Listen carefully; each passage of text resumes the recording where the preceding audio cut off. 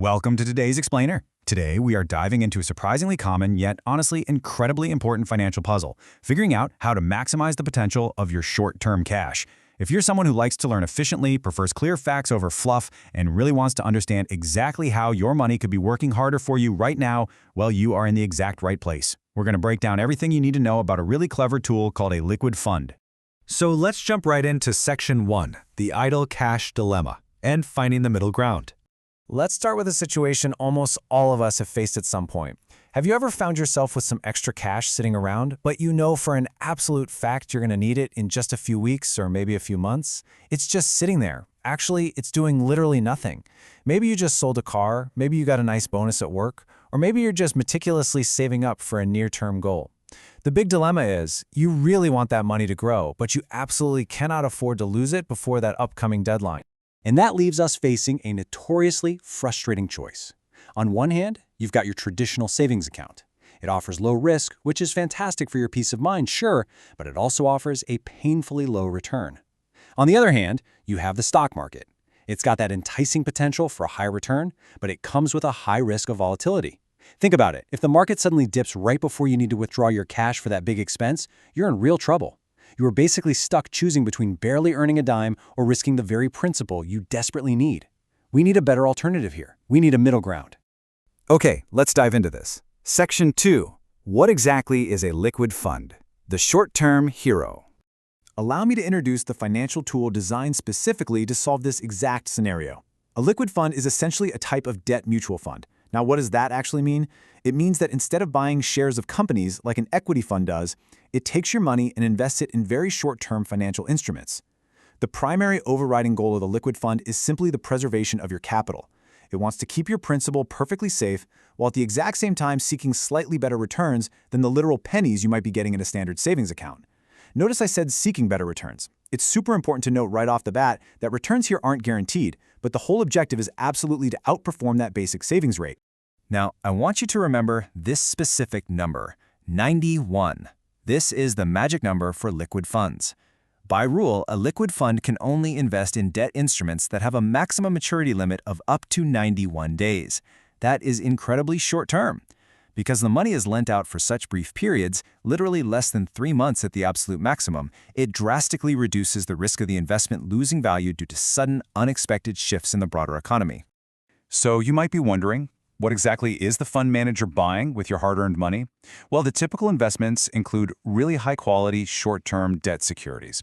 We're talking about things like treasury bills, which are fully backed by the government, commercial papers, which are just short-term debt issued by massive, highly rated corporations, and certificates of deposit issued by major banks. So these are not wild, speculative investments. They're highly regulated, top-tier instruments meant to borrow money for just a few weeks or months. All right, moving on to Section 3. How does it work? Let's look under the hood.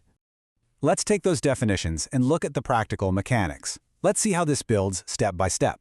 Say you have $1,000 that you absolutely won't need for the next 3 months. Step 1. Instead of just leaving it to stagnate in a savings account, you put that $1,000 into a liquid fund. Step 2. Behind the scenes, a professional fund manager immediately takes your money, pools it with other investors, and buys those high-quality short-term debt securities we just talked about. You know, the T-bills and commercial papers. Step 3. Day by day, these investments quietly earn interest.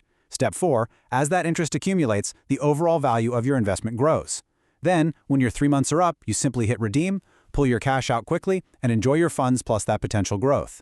You've literally transformed idle cash into active cash. Which brings us to Section 4, the pros and cons. It is time for a reality check. As enthusiastic as I am about smart financial tools, every single investment out there has trade-offs, and we have to look at the full picture.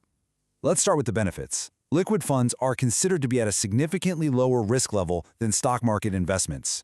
They also offer incredibly high liquidity. In most cases, you can request your money back and have it redeemed within just one single business day. Because of this super fast access, they are highly friendly for emergency funds. But we have to talk about the risks too. Like we mentioned earlier, returns are absolutely not guaranteed. Plus, their performance can and will fluctuate because they're affected by changes in interest rates and broader market conditions. And most importantly, while they are widely considered low risk, they are not completely risk-free in the same way a federally insured bank deposit is. If a highly rated corporation suddenly defaults on a commercial paper, which is rare but possible, the fund's value could take a hit. Let's wrap it up with Section 5, Who should invest? Here is the big takeaway. With the mechanics and the realities all laid out clearly, let's figure out if this tool actually fits into your personal strategy. Honestly, liquid funds are practically tailor-made for a few very specific scenarios. They are absolutely ideal if you're actively building an emergency fund.